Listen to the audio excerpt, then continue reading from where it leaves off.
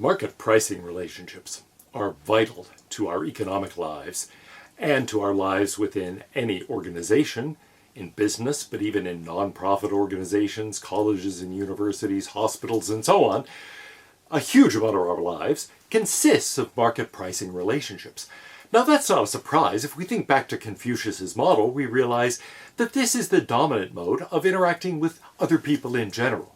People who are not family members, not friends, not in intimate relationships with us that are comparable to our relation to ourselves. And so you would expect that I have relatively few close family members, a somewhat larger number of friends, but then a vastly larger number of acquaintances and strangers I interact with in various ways all the time. So market pricing relationships are hugely important.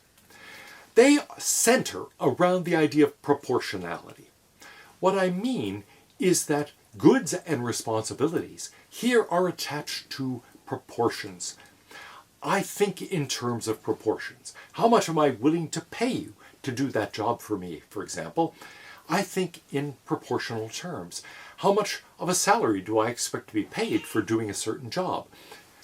It's a question of proportion. In general, in market pricing relationships, people use prices and other measures. They measure things on scales so that they can determine appropriate proportions. Whenever we enter into the exchange of goods and services, we need to know how much of this good is equivalent to how much of that good. What is this service worth in terms of money, in terms of other goods, in terms of other services? In order to understand that, we have to compare them on a common scale, and we have to think about proportions. That immediately sends us into the realm of market pricing relationships. What's crucial here is that in thinking about contributions, in thinking about distributions, so in terms of responsibilities and in terms of goods, we think about things transmodally. That is to say, we're thinking about comparing things of different kinds. If we're in a carpool and in a quality matching relationship, we can simply take turns driving. They're all goods of the same kind. But in a market pricing relationship, we have to compare goods of different kinds. I go to the store with money. I want to come home with groceries. Those are goods of very different kinds. I'm giving people slips of paper, or I'm simply giving them electrons in the form of a charge on a credit card, and I'm expecting to bring home bread and vegetables and so on. Well, those are radically different. How much of that is worth how much of this?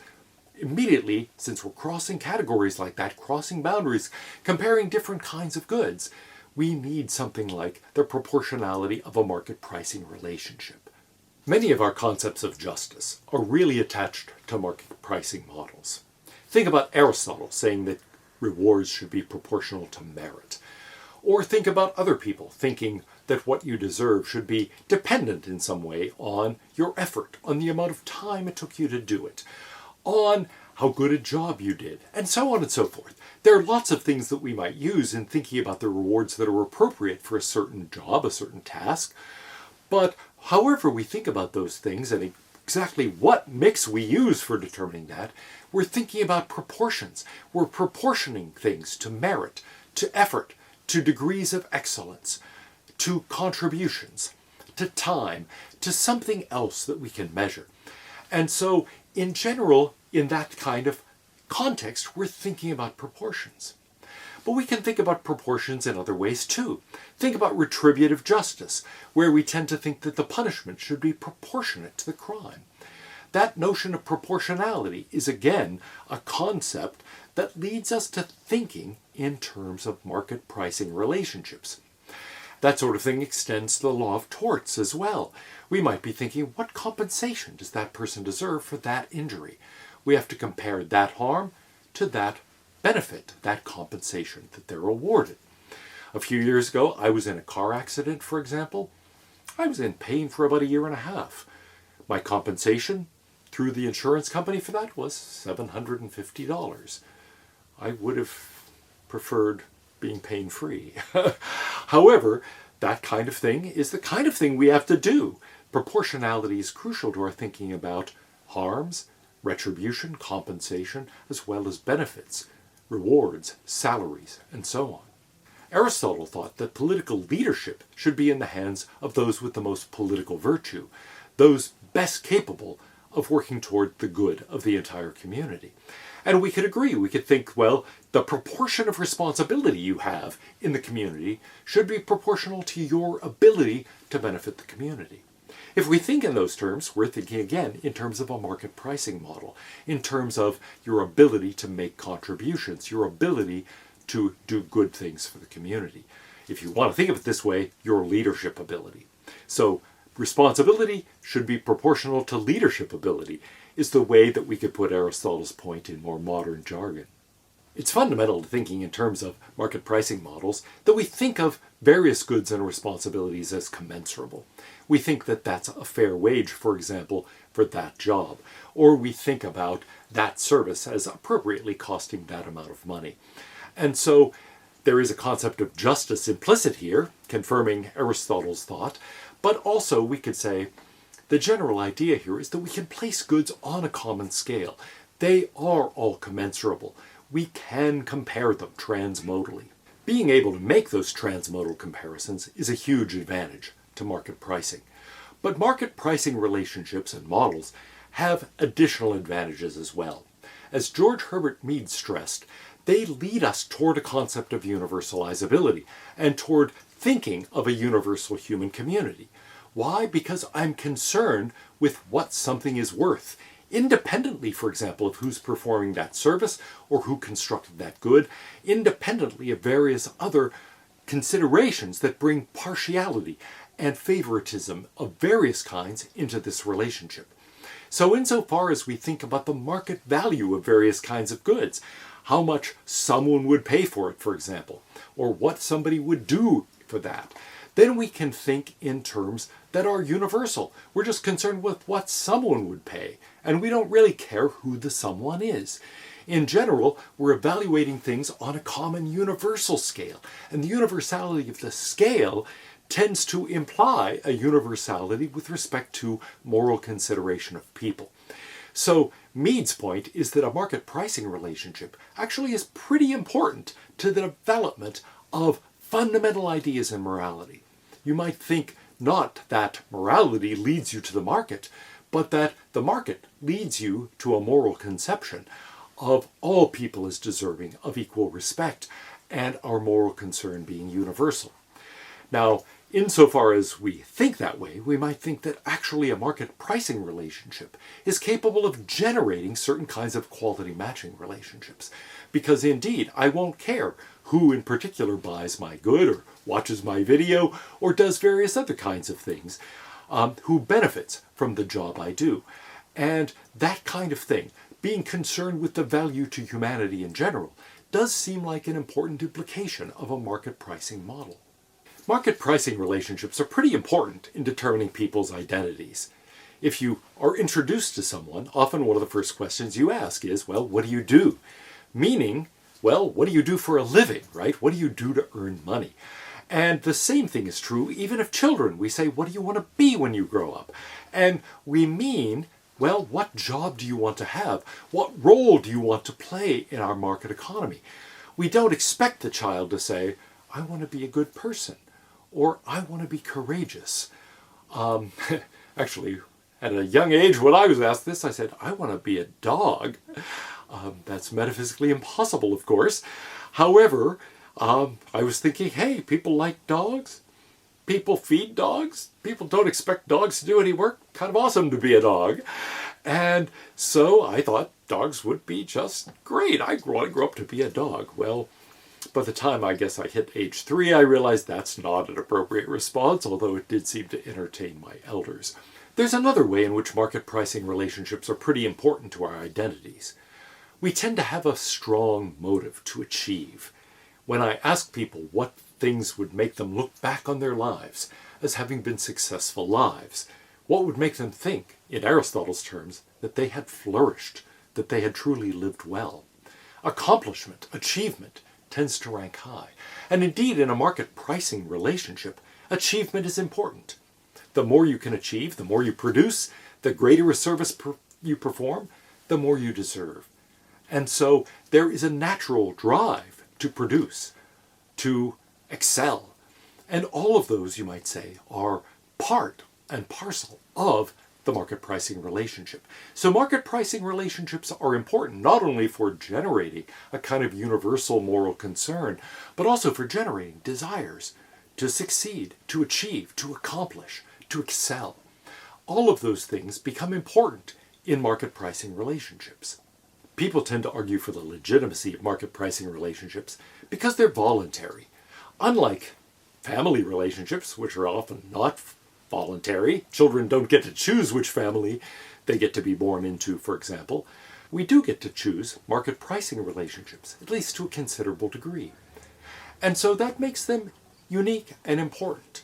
Does it make them thereby legitimate? Well, there's an argument that it does. You might say all of social contract theory depends on the idea that relationships we enter into voluntarily thereby have a kind of moral legitimacy. And so there's something that makes sense in that general approach. But we shouldn't go too far and think that all market pricing relationships are necessarily voluntarily entered into, even though almost all are, nor should we think that that is the only or even prime motivation in human life. It is an important motivation. We do want to excel, we want to accomplish, but we want other things as well. We want love. We want to be in communal sharing relationships. We want a sense of community. We want to have friends. As Aristotle said, no one would choose to live without friends. But that means we want equality matching relationships as well. We typically want some people who are capable of leading our communities, leading us in various ways where we don't really feel qualified to take over decision-making ourselves. And so authority ranking relationships are natural to us too. So all of these are important motivations in human life. We shouldn't think that everything reduces to market pricing relationships. But they are important and they do play an important role. Whether we're in a free enterprise system or not, market pricing relationships matter and they determine a huge amount of human life. One last thought. If excelling, producing, and other things of that kind are important motivations within a market pricing relationship, proportioning compensation to effort and effort to compensation is also important. So, for example, research shows that people who are more highly paid will work harder. In fact, people who feel that they're overpaid are going to put in even more effort to try to reduce that sense of injustice. They may truly be asocial and just say, ha ha, this is awesome. I've got lots of pay and very little responsibility. But most people who are paid highly actually feel a greater sense of responsibility to make contributions, to make that worth it. And the same thing on the other side can go if people feel underpaid. They're likely to exert less effort. One fascinating thing that Dan Ariely and some associates have learned is that it matters a lot whether we view a certain relationship as a market pricing relationship or as an equality matching relationship or communal sharing relationship. So in an example he gives of an Israeli daycare center, there is a general rule that people have to pick up their children by a certain time. And there is social disapproval, but no official penalty, if the parent is late in picking up the child. Well, there started being a problem with parents being tardy, so they decided to start charging the parents for additional time that the teachers had to stay. If you came half an hour late, you had to pay extra. What do you think that did to the number of people showing up late to pick up their children? The answer is it increased it. It didn't reduce the tardiness problem. It made it worse. Why? Because before that, people thought of this as something like a communal sharing or an equality matching relationship. They didn't think of it in terms of a market pricing relationship, and they felt guilty if they were late.